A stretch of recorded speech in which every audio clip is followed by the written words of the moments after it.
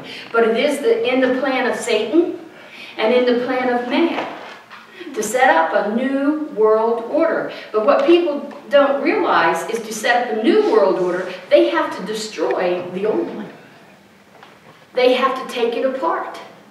They have to change everything. And that's what we're watching come to pass. And that is Satan's system. It is anti-God. It is anti-Christ. It's anti the Word of God. It is man wanting to be exalted himself rather than exalting God. And that's what was in Nimrod's heart. And it was in the lies. I listed down here some of the lies that was told. The lie to Eve. What was the lie to Eve? That you're going to be as gods. You'll be as gods. And that's humanism. The lie to Cain. Do it your own way. I mean, think about it. If you do it, just do it your own way.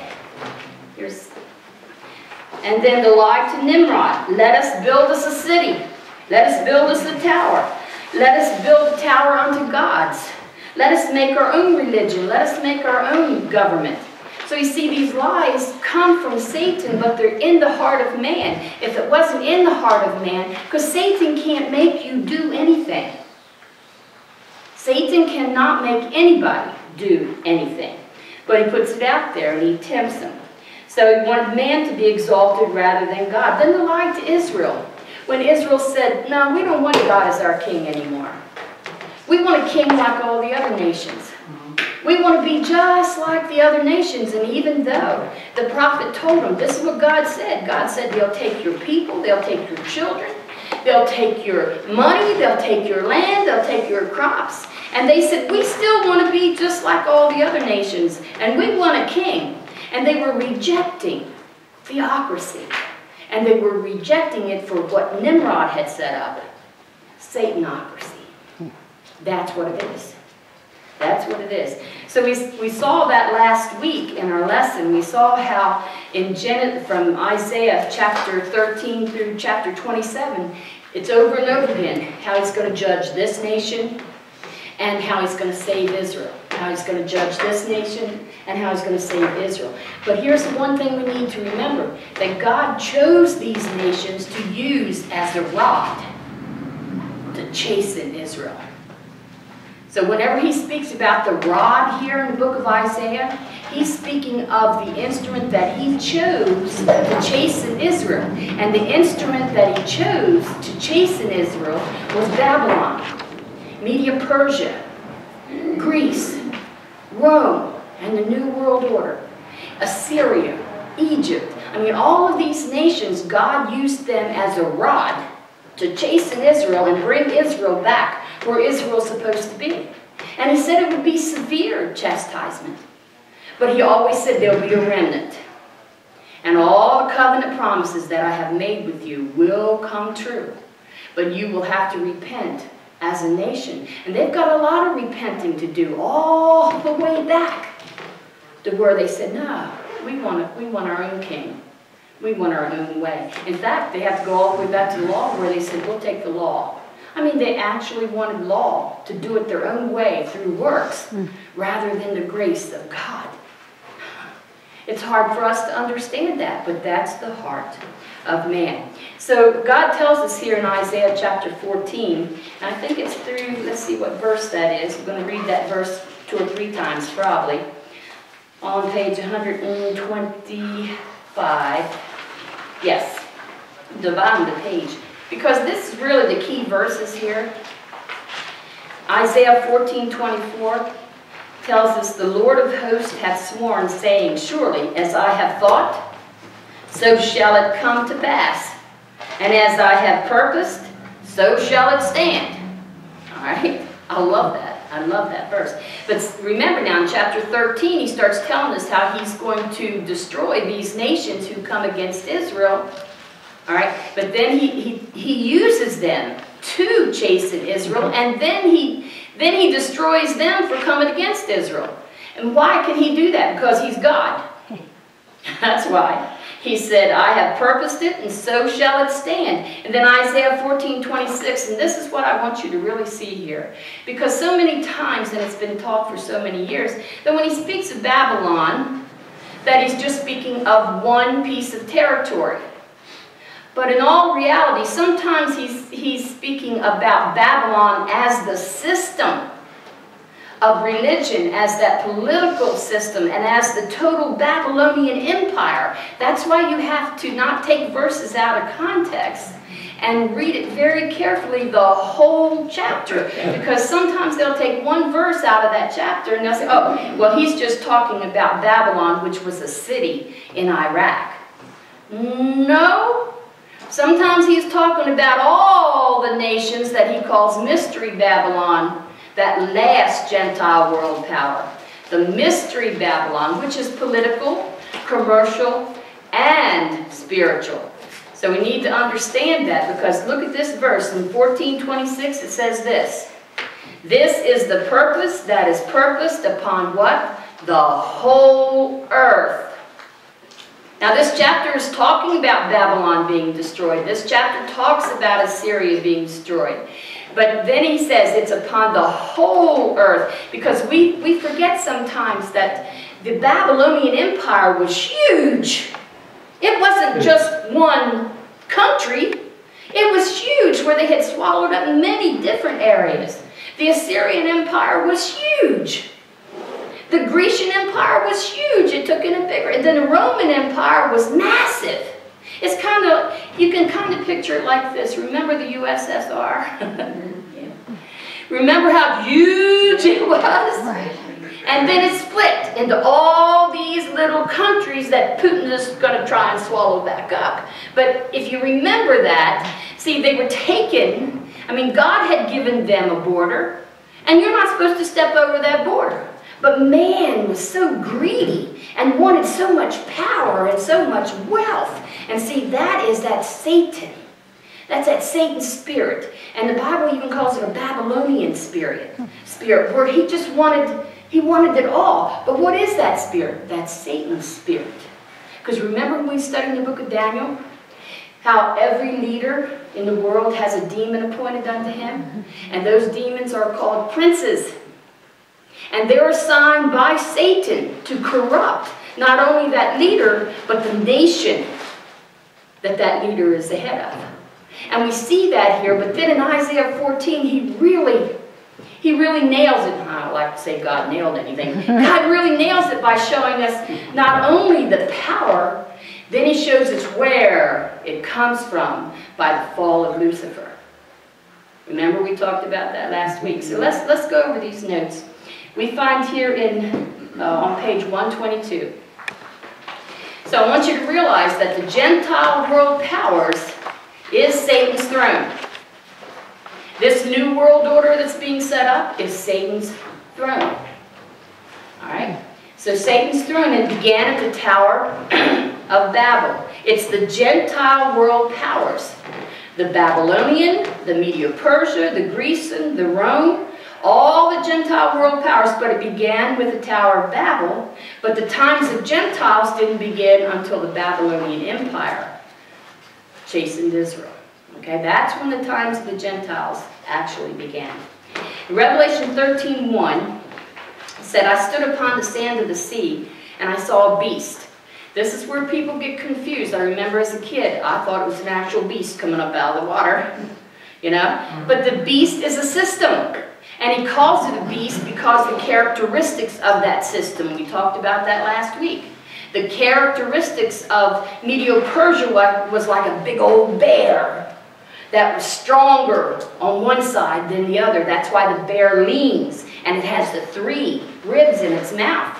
Because those 3 ribs represent Babylon, who they had just conquered, and then Media, and then Persia. So he said it's a beast, like a big old bear. But this beast that comes up out of the sea, this last Gentile world power, is unlike any beast there has ever been. You can't even call it by a name.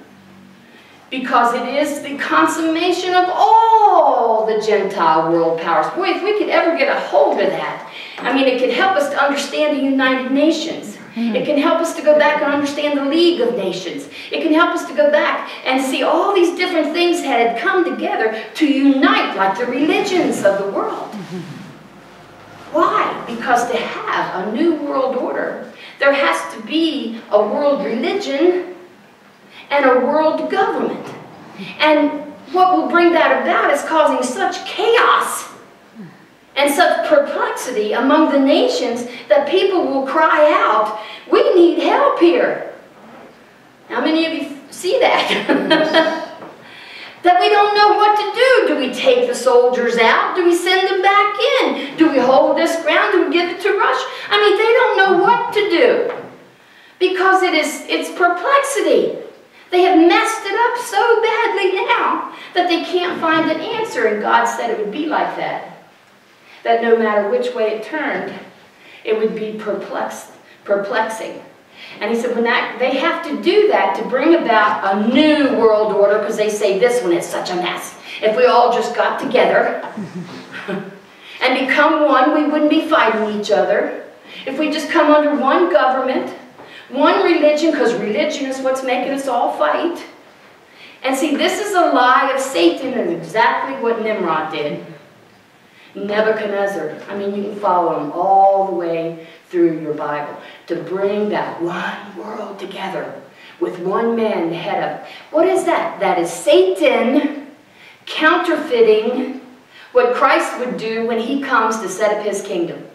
Because there will be a one world order. And Jesus Christ will be King of kings and Lord of lords, one. And that's what Satan wants. And so he started it at the Tower of Babel, and that's why we say that's where his throne is. The Babylonian Brotherhood is the throne of Satan.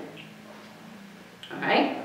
And then it joined with Rome, as we've studied that before. But let's go on. It says, I stood upon the sandy sea, I saw a beast rise up out of the sea, having 7 heads and 10 horns, and upon his horns 10 crowns, and upon his heads the name of blasphemy. It's the last Gentile world power that you're seeing come up. And the one that comes out of the sea, that's a political power. That's a political power. But we see them all three mentioned here in Revelation chapter 18. So we're going to read these before we go back into Isaiah 14. The last Gentile world power, or Mystery Babylon. Mystery Babylon. It's Babylon, but just in a different form. Okay? And Babylon means what? City of God. And Babel means what? Confusion. Chaos. So it's not just Babylon, but it's another form of Babylon. That's why it's called Mystery Babylon. You can connect the dots all the way. Connect it all the way. Revelation 18 says in verse 3, for all nations have drunk of the wine of the wrath of her fornication.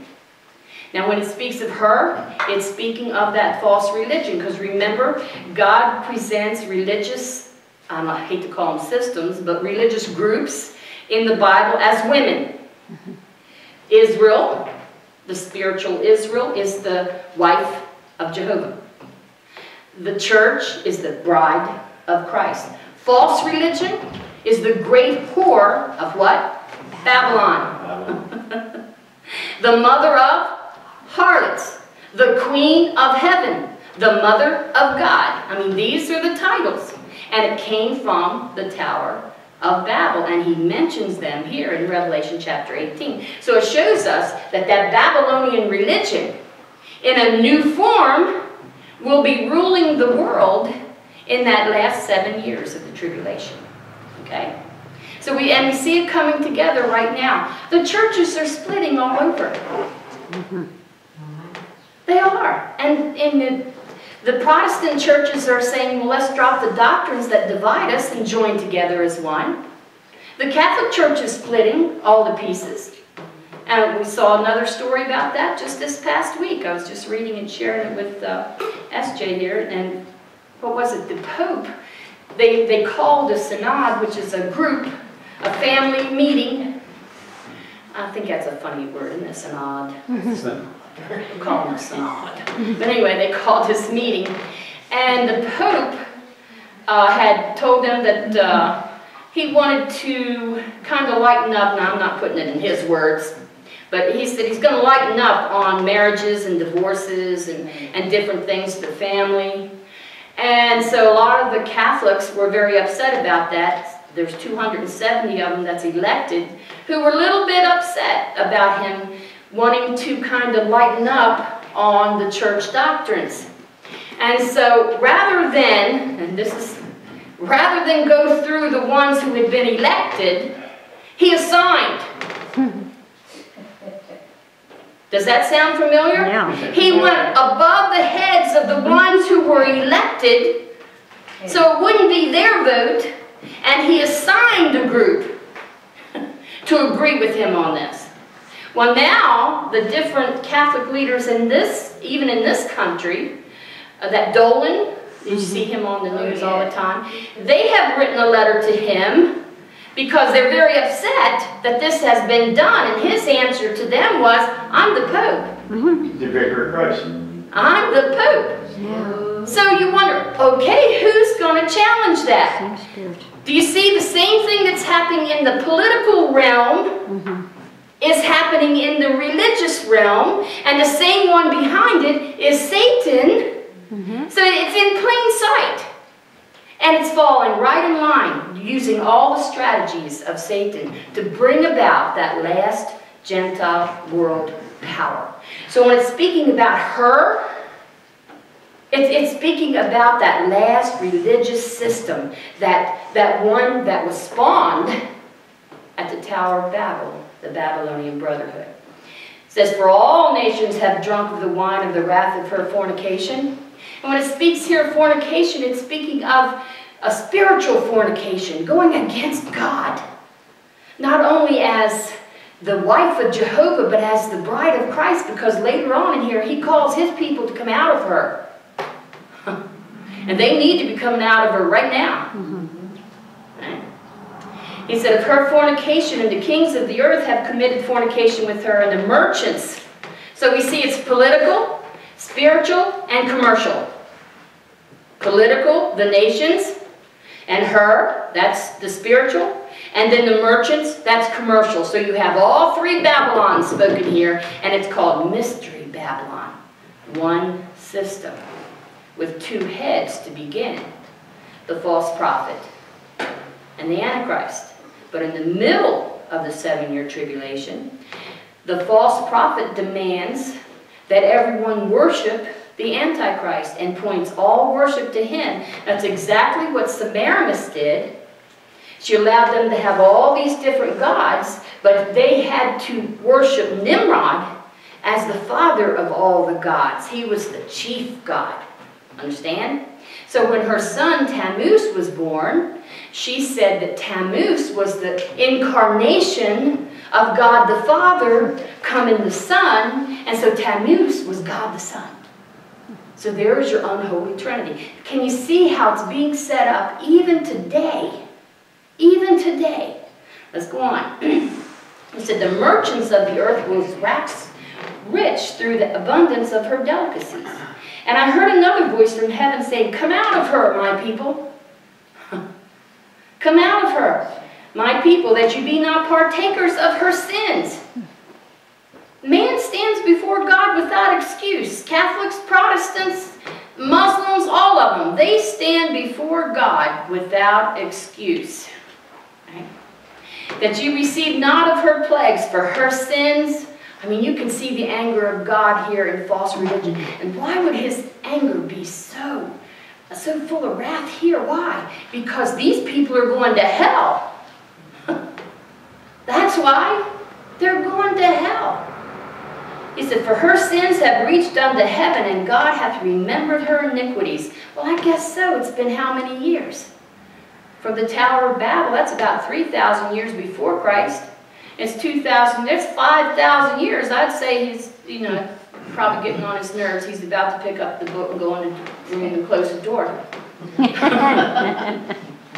For her sins have reached unto heaven, and God hath remembered her iniquities.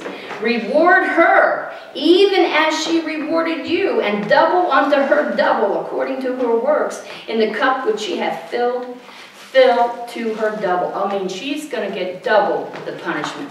People always ask, where do you get the idea that there's going to be degrees of punishment? It's all the way through the Bible, and here we have that she gets double. The false religion leaders, they're going to get double. And you know, this isn't just Catholic, by the way. A lot of people says, oh, that's Catholic. Well, Catholic will be the head of it, because it is the only religion that's recognized by the whole world as being the religion. They have their own capital, they have their own ambassador, everything. And whenever the news talks about the church, who's it talking about? But this will be a Catholic church divided, and will have a whole lot of the Protestants who have joined her. And what happened this past year, remember? I think I did it in Sunday school. About Ken Copeland. Yes, Ken Copeland and Joel Osteen, all the leaders of some of the major denominations in this country were invited to the Vatican. And they were, I mean, the Pope went to their conference through a video and asked them all to come back. And let's all join together. Remember Copeland? I think we saw that. And Copeland was praying for the Pope. And Joel Osteen went over there, and they were all praying for the Pope and raising their hands and, you know, wanting to join together and drop things that divided them and become one. So it's not just Catholic. And then what did he do? He invited the Jews and the Muslims. And he played all that Muslim music, and he read from the Quran, standing there on the podium at the Vatican. What is he doing? Well, one thing he did was he turned his back on Israel, and he sided with the Palestinians. But if you look behind what he's doing, he's wanting to bring them all back in. You're seeing commercials on TV now. I've noticed a change in the commercials in just the last month. The shows are so boring, the commercials. But you see, a lot of the commercials now have same-sex couples. A whole lot of them. They have same-sex couples in it. But there's commercials coming on all the time about coming back to the Catholic Church. Come home. Come home. Come home. So it's not just the Catholic Church, it's the unfaithful, disobedient Protestant churches as well. Because some of the Catholic people are going to leave. But then some of the Protestant people are going to join. And they're going to have a new name. And it won't be the great whore of Babylon, but this is what God calls it. And he said they will have double judgment. Now you think about the things that will have to change for the Protestant churches and the Catholic churches to come together. First of all, we'll have to be out of here because we're people who cause problems. Okay, that's right. We'll have to be out of here. So a lot of things will have to change. You'll have to change some of the doctrines like marriage, the annulment, and the right for the Catholic people who have been married before to have their marriage annulled where they can receive communion and forgiveness for all those who have had abortions. And I mean, things have to change, and this Pope is changing them really quick. And there's a whole lot of different things about this Pope that people aren't even talking about. He's the first Jesuit. And all you need to do is check and see what the Jesuit priests were. They were the ones who were hired by the Catholic Church of old to do all the warring, to destroy the King James Bible. Yes. Just check, it's in history. But it's hidden in plain sight. Yes. Just like when I told you about the Statue of Liberty. That's hidden in plain sight. But you have to do some research to find that. But it's in the encyclopedias. And that crown upon her head, I mean, that's the sun goddess. Those points, that's the sun goddess. She was made to be the statue of Ishtar, Isis, and they rejected it. And so they called her Libitor, the liberator, and they changed it just a little bit and gave it to America. Yeah. And we accepted it. But if you check back to who the sculptor was, when he made it, who he originally made it for, and then how they dressed it up and gave it to America, and there in the harbor of New York City, there close to the UN is what? A statue of Isis, Ishtar, Apollo, all of them to the sun god. And who was the one who was worshipped as the sun god? Nimrod. And who did the Egyptians worship? The sun god. Who did the Babylonians worship? The sun god. Who did the Romans worship? The sun god. Listen, even Abraham's daddy worshiped the sun god. You see it's hidden in plain sight?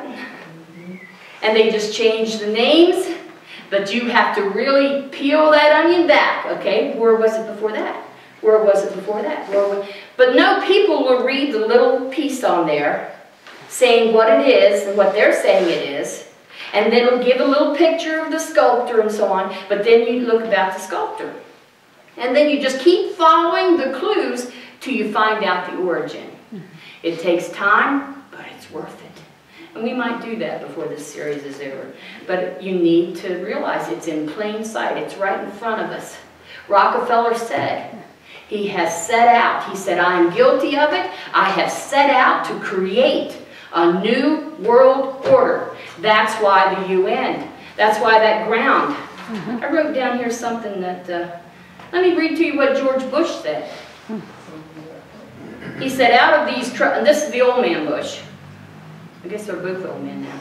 But old man Bush. Number 41, number 42. We'll go back to number 41. He said, out of these troubled times, our objective, this is what kills me, is they say it right out. Yeah. And everybody applaud. They don't stop and think what the man is saying.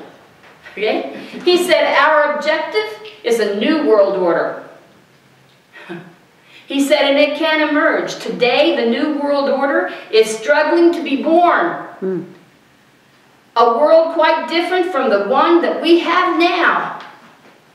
Listen. It's exactly what's happening. And they said that all they needed was one young man that they could groom to be president and to bring it all about. But before we, while we're talking about that, let's remember this. God puts people in office. That's right. He allows them in there to bring about His purpose. Remember the verses we just read? He allowed them to be in office to bring about His purpose. And His purpose says, this is the purpose that is purposed upon the whole earth. And this is the hand that is stretched out upon all nations. That's what He says in Isaiah 14. He wants us to see it's not just a territory of Babylon. It's not just the territory of Media-Persia. It's not just the territory of Greece. It's not just the territory of Rome. It's the territory of all the nations who want to come together under one head. And as soon as they can figure out which one head to rule. Yeah. But the Bible gives us all these signs. And if you're watching in the Middle East, and you're watching Gog and Magog, you're watching Russia step in there and take his position and join together with Iran and join together with Iraq. I mean, you're watching it fall in place. You can read it in Ezekiel chapter 38 that we might read here in a few minutes. He said, I told my people, you better come out of there because I'm about to give her double punishment. How much she hath glorified herself and lived deliciously. So much torment and sorrow give her. In other words, as much as she's enjoyed life, I want you to torture her that much. For she saith in her heart, I sit a queen. I sit a queen. You can't tell me what to do. I am no widow, and I shall see no sorrow. Deceived herself. Therefore shall her plagues come in one day, death and mourning and famine, and she shall be utterly burned with fire. And guess what? Before God gets a hold of her, He allows the one world government, those 10 nations, to destroy her. Because the Antichrist says, look, I want to be head honcho here. And I want to rule not over just the government, I want to rule over the church too. So all of those who won't agree, burn them. And that's what happens. And that's what happens. The kings of the earth who have committed fornication and lived deliciously with her shall bewail her and lament for her when they see the smoke of her burning, standing afar off for the fear of her torment, saying, Alas, alas, that great city Babylon, that mighty city, for in 1 hour is thy judgment come. And when we talk about the city here, a lot of people think it's Babylon in Iraq. A lot of people think it's Rome in Europe. And some people even think it's New York in the United States.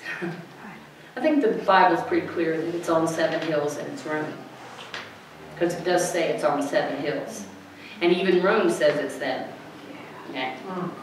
Standing afar off for the fear of her torment, saying, Alas, alas. And the merchants, and here we get into the commercial part. So we have the political, we have the spiritual, and now we have the commercial part. So it's 3 parts of this great beast. The merchants of the earth shall weep and mourn over her, for no man buyeth their merchandise anymore. The merchandise of gold and silver and precious stones and of pearls and fine linen and purple and silk and scarlet. Remember the woman riding the beast and how beautiful she is in all her robes and holding her cup, golden cup with wine. Do you realize those symbols are used by the European common market nations? Right in front of all their buildings is the woman riding the beast. You can get pictures of it on the internet. Greg went over there and saw it. Purple and silk and scarlet. Why? Because it's hidden in plain view. And all the fine wood and all manner vessels of ivory and all manner vessels of most precious wood and brass and iron and marble and cinnamon and odors and ointments and frankincense and wine and oil. I mean, all of this is commercial. The flour, the wheat, the beasts, the sheep, the horses, the chariots, the slaves, and the souls of men. And the fruits that thy soul lusted after are departed from thee, and all things which were dainty and goodly are departed from thee. I mean, religion is a money-making part of this mystery Babylon. They make lots of money with religion. Why do you think the Pope invited all the head leaders of the major denominations, like the ones who have 35,000 and the ones who have 40,000 and all those different, why them? Why them? Well, the bishop said exactly why. He said because that's where the money is. Remember the bishop who brought it all together? And then he was killed on a motorcycle? Yeah. But one of the things that he said in front of the camera, I watched him, I heard him say it. He said, I told the Pope he needs to get with these guys because they're the ones who knows how to make money. They have all their own private jets. I mean, he said that in plain sight. For all to hear. Of course, next year he was killed in a motorcycle accident. But see, and he told him you need to get a hold of the Hollywood people, and that's exactly what the Pope did. He called in the Hollywood people.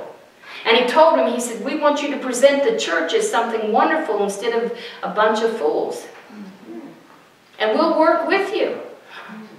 He called in people like Oprah Winfrey. I mean, why do you think the Pope is calling all these people in? There is a reason for that. It's bringing it all together. So the commercial part, all that wealth, the merchants of these things which were made rich by her shall stand afar off for the fear of her torment, weeping and wailing, and saying, Alas, that great city was clothed in fine linen and purple and scarlet, decked with gold and precious stones and pearls. Sounds like those huge cathedrals. Yeah. For in 1 hour so great riches is come to naught. I was in some of those cathedrals when I was over in the Middle East, and let me tell you, you step inside there, and it's the most beautiful thing you've ever seen. I mean, just a little much. You know, gold and silver and all the stuff, just a little much. But then you step outside and the people are living in huts and wood boxes and begging on the streets. Think of that. Think of that. For in 1 hour so great riches is come to naught. And that's what's going to happen. Every shipmaster and all the company in ships and sailors, and as many as trade by sea, stood afar off. And they cried when they saw the smoke of her burning, saying, What city is like unto this great city?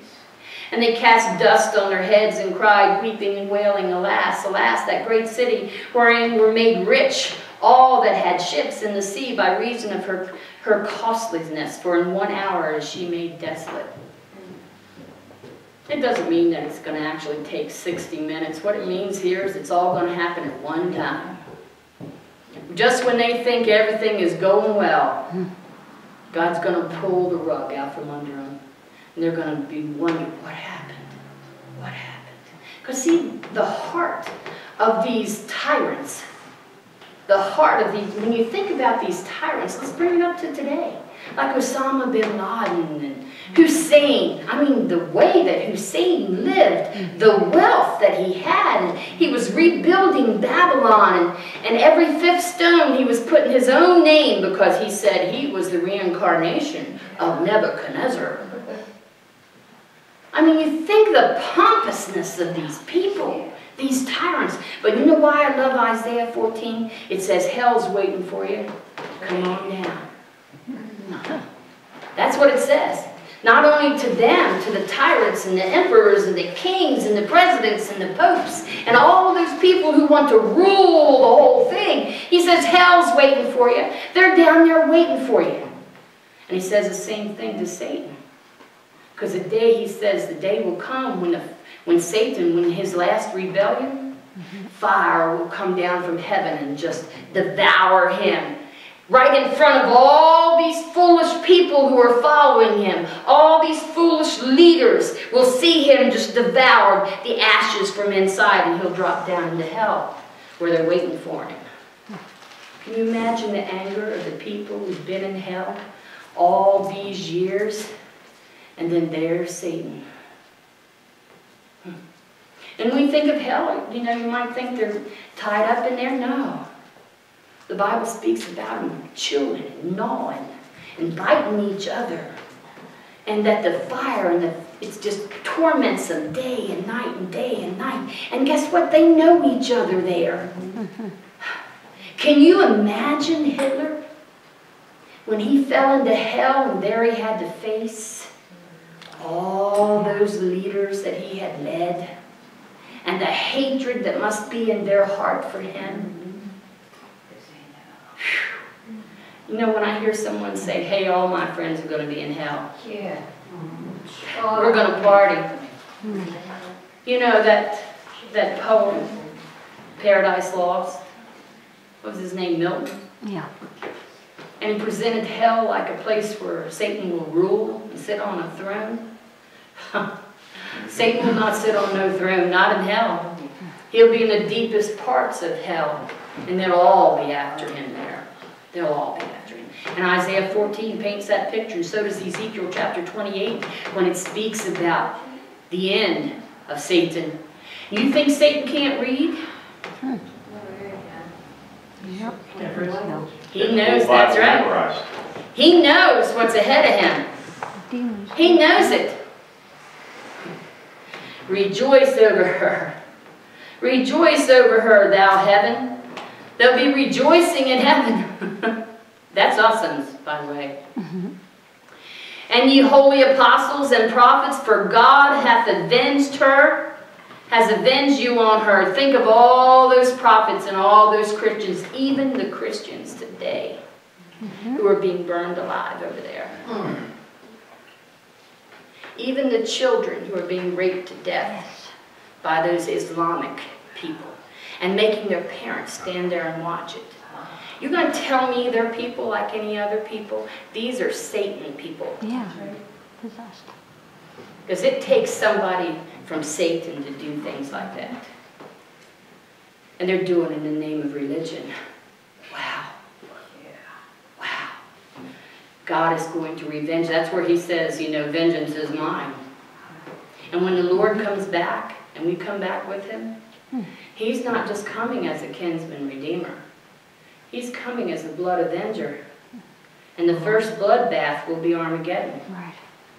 Remember in heaven, under the fifth seal, And the martyrs are crying out to him for vengeance. And he said, just wait.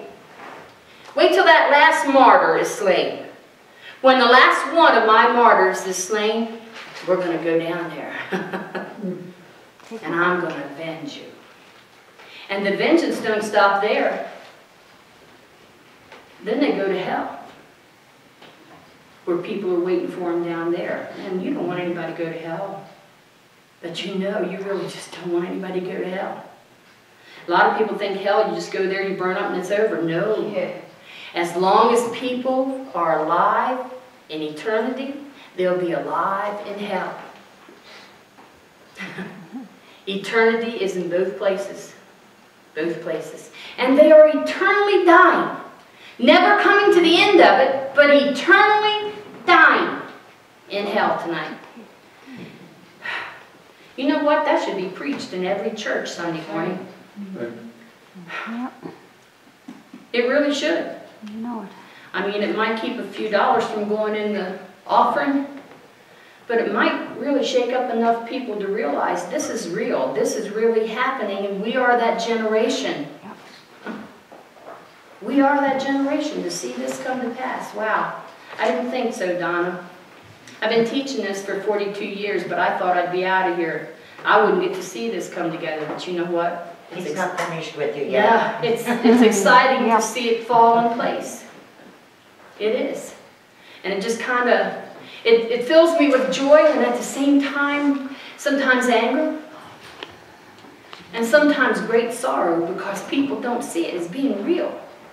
Oh, they might talk about it, but really they don't want to. It's real, it's right in front of us. A mighty angel took up a stone like a great millstone and cast it into the sea, saying, thus with violence shall that great city Babylon be thrown down, and shall be found no more at all. When you think about that literal city built on 7 hills, Rome, and people go over there on romantic vacations, they should reach down there at the Colosseum and pick up the sand. Yes. And realize, you know what's in that sand? Blood. The blood of prophets. The blood of Christians. The blood of the forefathers of Christianity. Yeah. Where they've been torn apart by the beast. The crushed up bones. Very romantic, isn't it? Yeah. I mean, you say, well, Mama, that's not really nice. Well, reality sucks. And here it is. So if you're planning a trip to Rome, I just blew it for you. All right. The voice of harpers and musicians and of pipers and trumpeters shall be heard no more at all. I mean, you think about all the entertainment. People are entertained out of their mind. That's why you hear the last few generations, I'm so bored. And now they have something in their hand, and I mean, they can't even lay it down to eat. They're totally addicted to these things, constantly. Entertained out of their brain. He said that entertainment field, you look at that, what is his name, that guy who was at that brothel, and he was married to one of the Kardashians. Oh. I can't think of his name right now because I don't follow any of that, but you know how sad that is? Here is a man who had every kind of wealth you can imagine, and here he is at a whorehouse, taking drugs and alcohol, and now they don't expect him to even live. He had several massive strokes. They carried him out on a stretcher. He's entertained out of his mind. He said, the voices of the harpers and the musicians and the pipers and the trumpeters shall be heard no more at all in thee. No craftsman, or whatsoever craft he be, shall be found any more in thee. And the sound of the millstone shall be heard no more at all in thee. And the light of the candle shall shine no more. I mean, God's talking total destruction here. And the voice of the bridegroom and of the bride shall be heard no more at all in thee. For thy merchants were great men of the earth, for by their sorceries. Now you take that word. You know what it is? Drugs. Drugs. And what was the fall of this great sportsman yesterday? Right. Drugs. Yeah. He'd been fighting the monster of drugs. He said, for by their sorceries, you trace that word back, pharmaceutical, it comes to drugs, were all nations deceived. No matter what you go in and complain about, they got a pill. They got a pill. And in her was found the blood of prophets and of saints and of all that was slain upon the earth. There's your handful of dust out of the Colosseum. And after these things I heard a great voice of much people in heaven saying, Alleluia, salvation and glory and honor and power unto the Lord our God. In heaven they'll be shouting. For true and righteous are his judgments, for he hath judged the great whore, false religion, which did corrupt the earth with her fornication, and hath avenged the blood of his servants at her hands. You look at these pictures that they're using in Europe, and I have extensive amount of these. I just put a few here, but you've seen them before. These are the symbols that they're using to bring together the New World Order. They're using the Tower of Babylon, many tongues, with its stars around it. They're using this. That's how they're building their buildings. These government buildings are being built like the Tower of Babel, unfinished. And they use the Tower of Babel on their money. They use the woman riding the beast on their money. They use the woman riding the beast in front of their buildings. And then their coins, they'll have a coin. On one side of the coin will be a pope. And on the other side of the coin will be, look at her head. What is on the head of Semiramis here? Her son. Right. The sun. Do you see how it goes out? The sun, the crown shaped like the sun that goes out in the light. And she's sitting where? On the throne, holding the thing of Tammuz, the staff of Tammuz, and in her hand is that cup that is full of all her filth. But she's pictured here as the Mother Church, as the Queen of Heaven on the back of this coin. And these are right in plain sight. I mean, you can ask, why the Tower of Babel? Because it's many tongues coming together. That's what. Aren't those pentagrams that are flying over? That's like the satanic. Yes. The stars are yes, the upside stars down. are shaped in pentagrams like Satan. You know, he's not hiding this, Whoa. people. I mean, it's in plain sight. You look at the stars. I mean, we've taught this before, so we're not going to go into detail tonight, but you look at these symbols, and look it up on your computer, the symbols of the European Common Market nations. And then you study that Statue of Liberty and find out that one of the names was Diana. And then you come back to Ephesus, where Paul is talking about Diana. And Diana was just another name for Ishtar and Isis and Semiramis. They're all come from the Tower of Babylon, and they had like 3,000 different gods. And the thing is when he changed the languages, they changed the names of the god in that language. But they're the same gods. They're the unholy trinity. Nimrod, anti-God the Father. Semiramis, anti-God the Holy Spirit. Tammuz, anti-God the Son. Nothing new under the sun, is there? And it's falling right in place, and they're saying the time of Osiris is coming. And who is that? That's God. The Son, S-U-N. Jeremiah 51:7 says, Babylon hath been a golden cup in the Lord's hand. There you see her sitting on the throne holding that golden cup. That made all the earth drunken. The nations have drunken of her wine, therefore the nations are mad. You see her sitting up here. I painted her from one of those things that they had dug up over there. And she sits on that seat, and she holds this huge golden cup. Semiramis on her throne. Revelation 14:10 says, the same shall drink of the wine of the wrath of God. You think her cup is full. God's cup is full. It said, the same shall drink of the wine of the wrath of God, which is poured out without mixture into the cup of his indignation. And he shall be tormented with fire and brimstone in the presence of the holy angels, in the presence of the Lamb. Tormented. Anybody who receives that mark of the beast will be tormented day and night forever and ever and ever and ever. Because see, receiving that mark of the beast happens in the middle of the 7-year tribulation. And it's a willing choice. You either receive it or you die, but still a choice. Look in Isaiah 14 on your next page. So what I just showed you gives you a glimpse of the kingdom. We're not just talking about little Babylon in the city of Iraq. We're talking about Babylon. All the nations that was under the Babylonian Empire. When people think of Babylon, they just think that. No, Babylon was all those nations. Assyria was all those nations. I love what he says about Assyria in here when he speaks to the other nations. And then Greece. Assyria actually was part of Russia. Russia was part of the Assyrian Empire. All you have to do is get those maps. The map that says the ancient Assyrian Empire, and then get an atlas and put it beside it and see what nations it covered at that time. God says all the nations.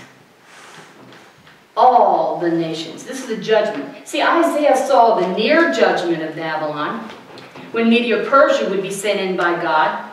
But Isaiah saw even further than that. He saw the destruction of all of Babylon at the end of time. So many of the prophets saw that. They would see something near, and then further on, kind of makes you think of those mountain peaks. They not only see the first peak, but then they see the next one, and the next one, and the next one, but not the valleys in between. So it gives us a glimpse of the kingdom, in beginning, the end, and the power behind the Gentile world powers. So when you study the Tower of Babel, that's not a little children's story. That's the beginning of Satan's system. Just another lie that Satan had brought out. So the world power, Satan himself as the last Nimrod. He's going to be the last Nimrod.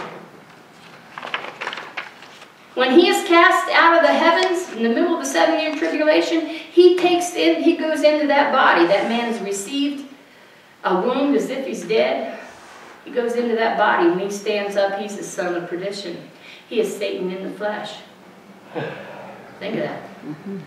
So the millennial kingdom will be set up. Israel will be restored. I mean, these are the good news, good news, good news. What God has promised is going to come to pass, and we already win. And the good news is that we're going to be taken out of here before all of these things take place. But as we see them fall into place, how soon must his coming be? Isaiah 14:1 says this, "For the Lord will have mercy on Jacob," that's Israel, "and will yet choose Israel." He hasn't forsaken Israel. He maybe for just a little small moment. But look what it says. "And he set them in their own land, and the strangers shall be joined with them." Do you know who the strangers are? That's us.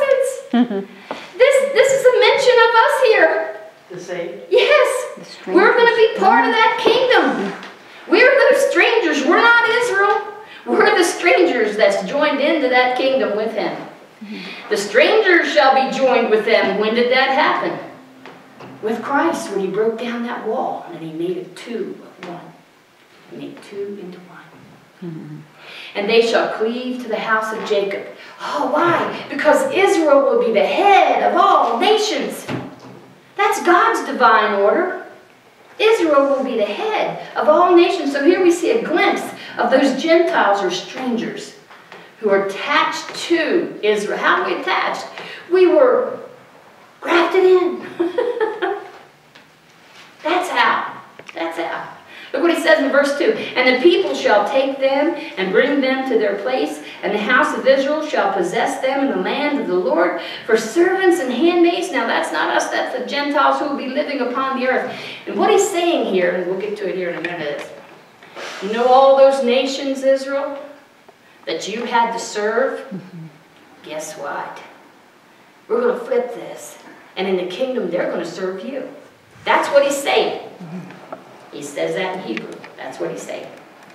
He said, and the people shall take them and bring them to their place, and the house of Israel shall possess them in the land of the Lord for servants and handmaids, and they shall take them captives, whose captives they were. Israel's going to rule. Jesus is going to rule. The 12 tribes, 12 apostles are going to rule over Israel, but Jesus is going to rule with a rod of iron. And the Gentile nations, those that are saved and go into the kingdom, they're going to have to live under that rule. Look what it says. Whose captives they were, and they shall rule over their oppressors. Now, they're not going to be evil and mean to them as they were to them, because this is the kingdom. But here's the thing. Israel will be the head of all nations then. It says the nations that once ruled over Israel and kept them in bondage are now under Israel, because Israel's the head of all nations. That's the way the kingdom's going to be set up. Be the capital of the world. God's divine orders we find in Isaiah chapter 11. We find in Zechariah 14 and Deuteronomy chapter 30. He said in verse 3, and it shall come to pass in the day that the Lord shall give thee rest from thy sorrow and from thy fear. You know, after he talks about all this judgment and everything, he says, oh, but there's coming a day of rest. The Lord shall give thee rest from thy sorrow and from thy fear and from the hard bondage wherein thou wast made to serve. He said, keep in mind, there's coming a time when you're going to repent as a nation. You're going to be restored. There's going to be retribution. You're going to rest, and you're going to rejoice in the kingdom. See, the kingdom is coming. But see, people have equated this with heaven. This is not heaven. This is the kingdom on earth that they were promised. Because in heaven, we don't have one nation ruling over all the other nations. Right. Understand that? But people say, oh, no, they're talking about heaven. No, in heaven, Israel won't rule in heaven. Right. And it says, keep in mind, though the literal bondage of Israel was great, the bondage of her sin was even greater. He wants them to remember that. He wants them to remember that. It shall come to pass in the day that the Lord shall give thee rest from thy sorrow and from thy fear and from the hard bondage wherein thou wast made to serve. He's not just talking about the literal bondage. He's talking about the bondage of sin. You went into it. You made your choice. You wanted to worship those idols. You wanted those kings. So you lived in bondage. But now you have repented as a nation. He says that thou shalt take up this proverb against the king of Babylon and say, how hath the oppressor ceased? The golden city ceased. It's a proverb. It's like a lamentation. It's a song. Look here in the box. It says, they will sing out, how can this be? The oppressor no longer exists. No more Babylon. No more city of God. They're singing it out. And it says, how can this be? Then verse 5 answers it. The Lord hath broken the staff of the wicked and the scepter of the rulers. That's part of the song. He has broken the staff. It says he answers the parable. The Lord God, the Son, Jesus Christ, has defeated the wicked rulers of the Gentile world powers. He has broken their staff that only comes at his second coming. So what Isaiah is seeing here is not just Babylon being taken by Medo-Persia. He's looking at the next mountaintop, way out there, where Jesus comes.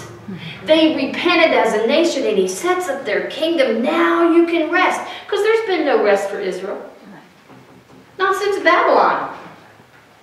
Israel's not at rest now. You look at what's happened in Israel tonight. And you look how it's reported.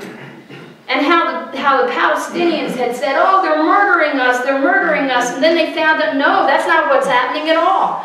So the wrong news reports were going out, and people here in this country were reporting what they were hearing from them. Now they've had to back up and say, whoa, wait a minute. They were lying to us. Well, wakey, they would lie to you? I mean, think about it. And here, I mean, what did he say? September 28th. He said, all deals are off. Who? The PLO leader. The leader of the Palestinians. The Abbas. who really, the Hamas. Do you realize that Hamas is on both sides of Israel? Hamas is on the western side, and Hamas is on the eastern side. Israel is surrounded by the enemy. And now Russia and Iran are giving them all weapons. They're closing in. But what was the video they sent out? How to kill with a knife. And the video, they're calling it a intifada, but a knife intifada. And they're giving out all these big knives. And they showed them the videos and showed them exactly where to cut the Jews. And they sent them out in the streets. And they were killing women and children. But see, then they were telling the lies, because when the guns were turned on them and they were shot, they shot them down in blood, in cold blood. And then it was reported over here now today, they said, oh no, wait a minute, that's wrong. That's not the way it happened. See, today we're living in a day of films. Everybody's got a little phone that takes pictures. The videos are made. The videos are made. So, I mean, look at what's happening in Israel.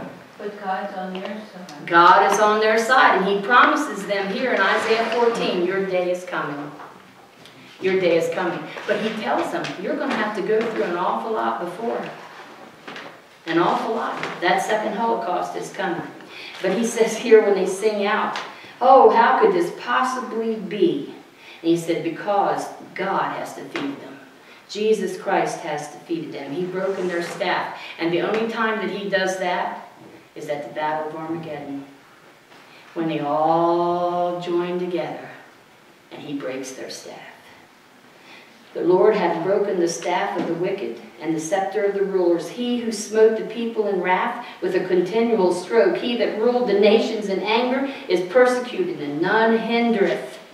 The whole earth is at rest and is quiet. They break forth into singing. When can that be? That can only be during the kingdom, after Jesus comes back. No other time has this taken place.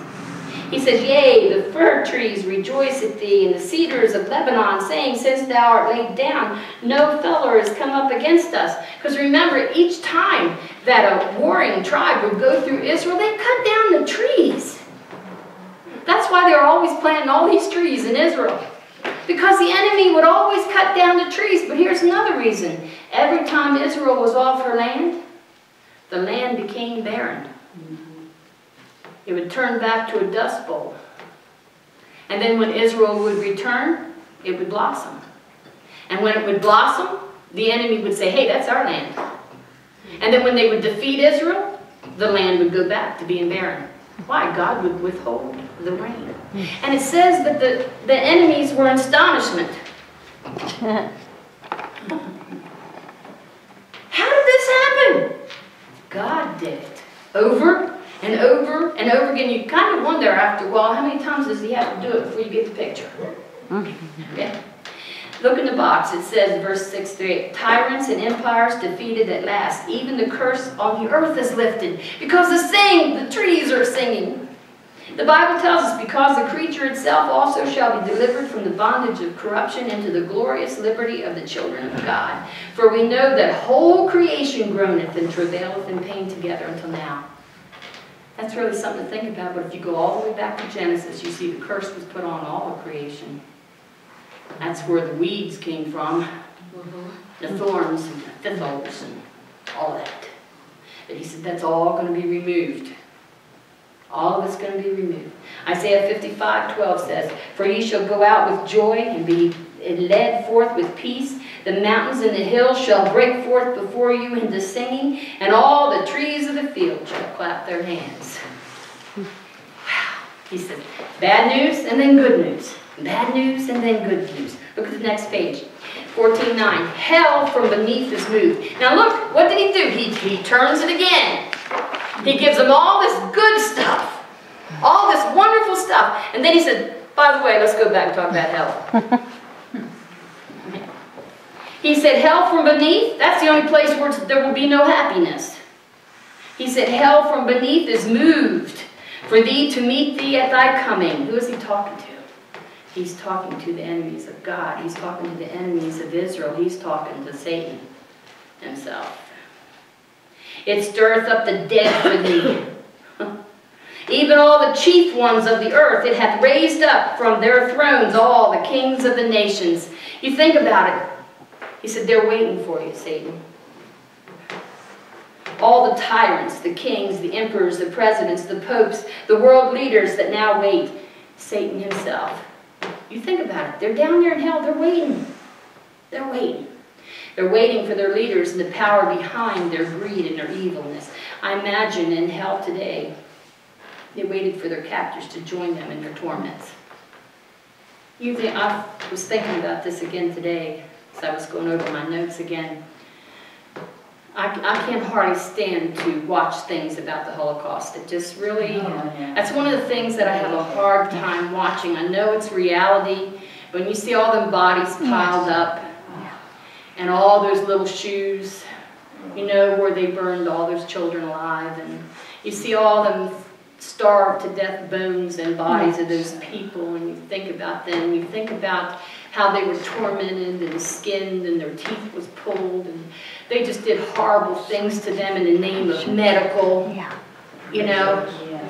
You think about those captains and those generals and those soldiers who did all those cruel, horrible things, and even when they were tried, they said, we were just following orders. You think about them down there in hell. Don't you think they rejoiced a little bit when Hitler joined them? The hatred and the anger poured out upon these leaders. And it's your fault I'm here. When they stand before the white throne, they'll find out why they're there. Right. They're there because they rejected Jesus Christ. Because the only reason anybody goes to hell is because they reject Jesus Christ. Even those people could have been saved. Even those people. He said hell from beneath is moved. What is he? He's been talking about these world leaders. And he said hell is moved. He said they're raised up from their thrones, all the kings of the nations. All they speak and say unto thee, art thou also become weak as we? Art thou become like unto us? It's kind of like, no. You're just like us. You know, you're weak like us. You thought you were all that, but you're not.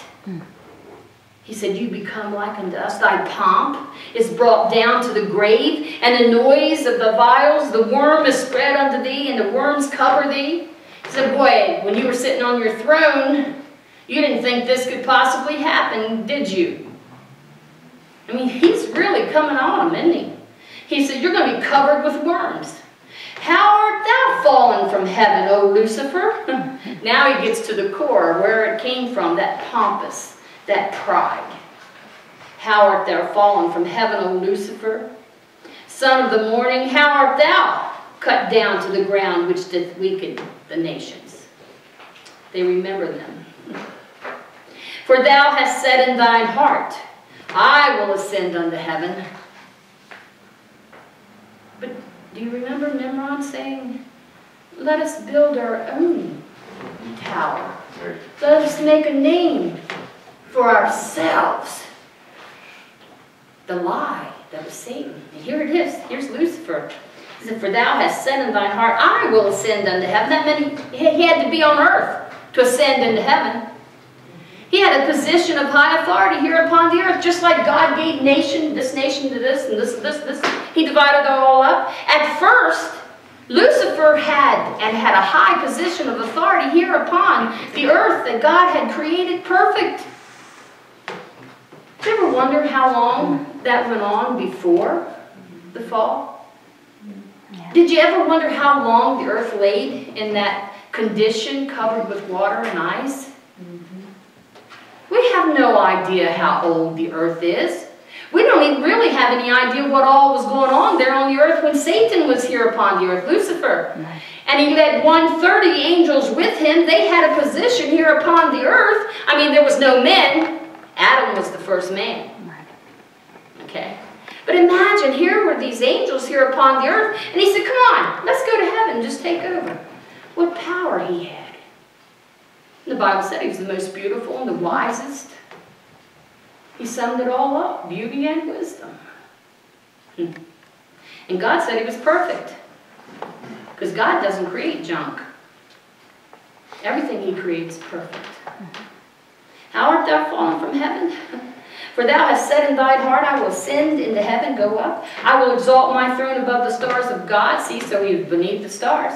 I will sit also upon the mount of congregation in the sides of the north. I will ascend upon and above the heights of the clouds. See, he was beneath the clouds. I will be like the Most High. He even tells us where heaven is. It's in the north, that north star that directs people home when they're lost. Heaven is in the north. But look what he says. Yet thou shalt be brought down to hell, to the sides of the pit. He just got done telling all the wicked leaders of the world that's what's going to happen to you. And then he says, now, we'll get to the root of the problem. The one who started it all. He said, now he's going to be brought down. He's going to be turned to ashes in front of the people who followed him. He's going to be cast into the lake of fire, that eternal hell. But listen, the Bible says that the fire will come from inside him and burn him into ashes right in front of him. Right in front of him. Then he'll drop down into the hell, into the center of the earth, but then there'll come when he will be taken and cast into that lake of fire. He's the third person that goes into the lake of fire. Who's the first two? False prophet. False prophet Antichrist. and the Antichrist, cast alive. And he said, they're still there burning. Still burning. He said, yet thou shalt be brought down to hell, to the sides of the pit. They that see thee shall narrowly look upon thee and consider thee, saying, is this the man that made the earth to tremble?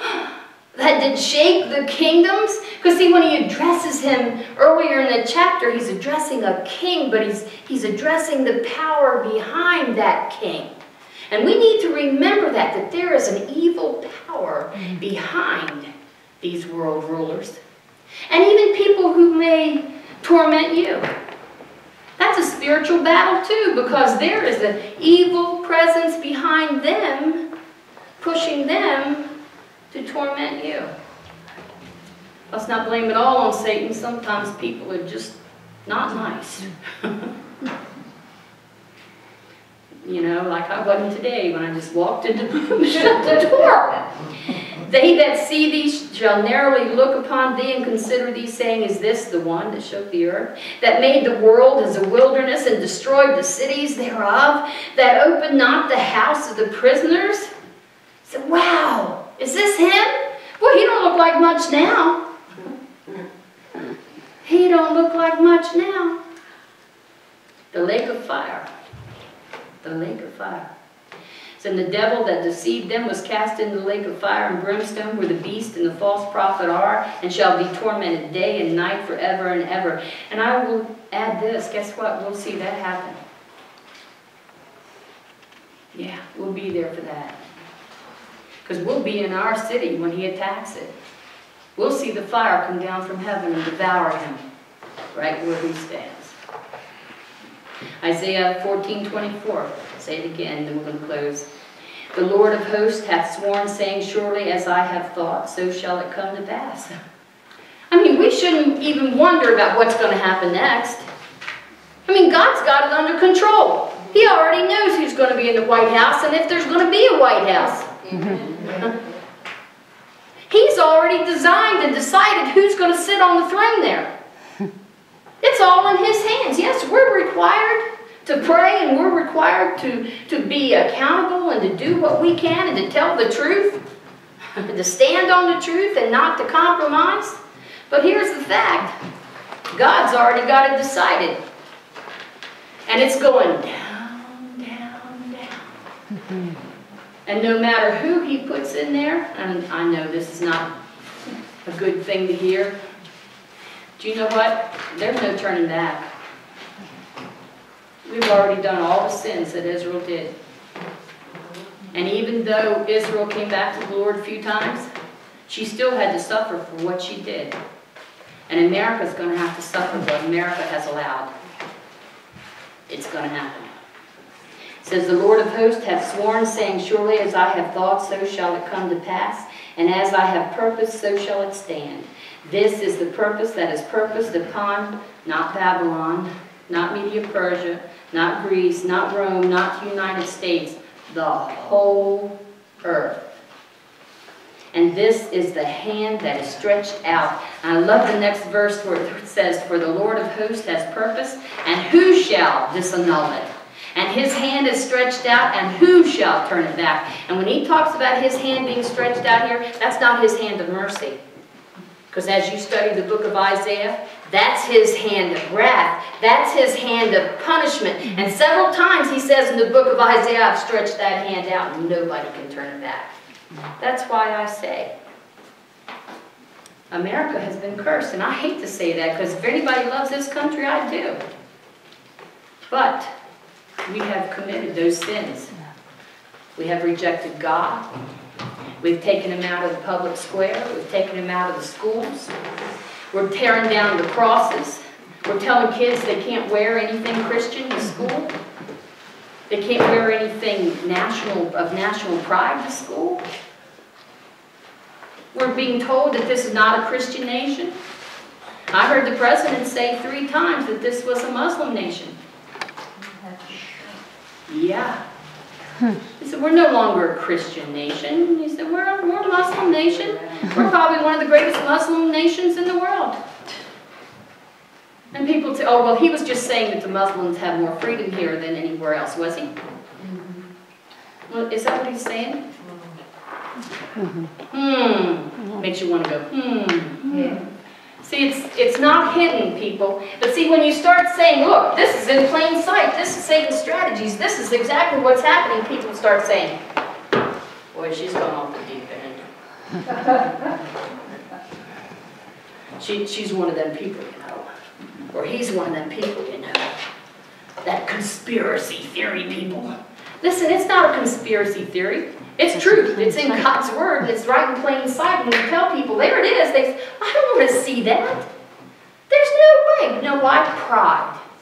That couldn't happen in our country. Or fear. Fear, right? And a lot of it is ignorance. Like in mirrors. It's ignorance. Not only is it ignorance from people not teaching it, it's ignorance of people not receiving it when it's taught. Let's close in prayer. We do